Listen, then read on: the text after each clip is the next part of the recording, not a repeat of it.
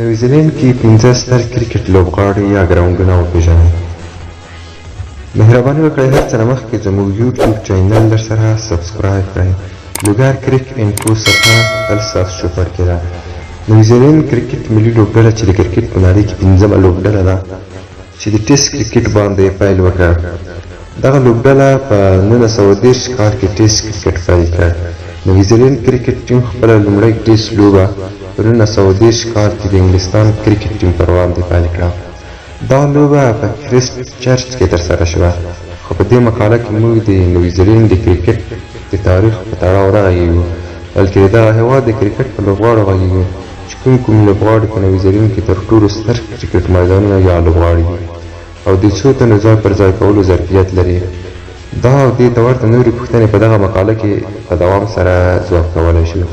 نو د لوګر کرکټ انفو درنو لیدونکو ویډیو در پایه راسره وګورئ. لومړی د هیکلي اول کرکټ لوبغاړی.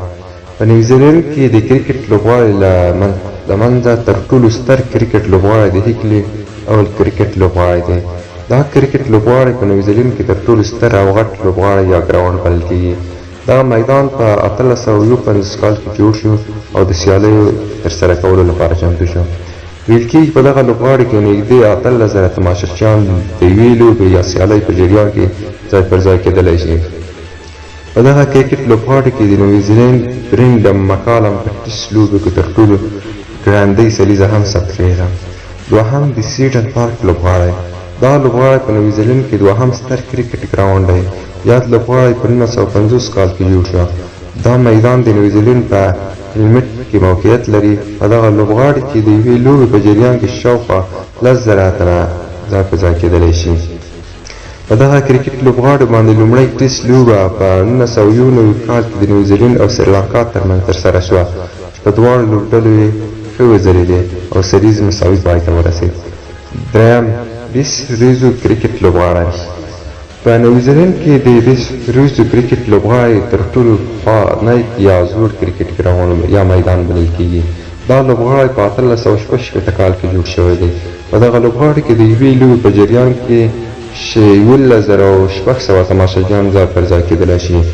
دا لوبغاړی د ټولو دریو واړه فارمټونو کوربهتوب وړتیا لري او په نیوزیلینډ کې یوه تاریخي کرکټ لوبغاړی دی.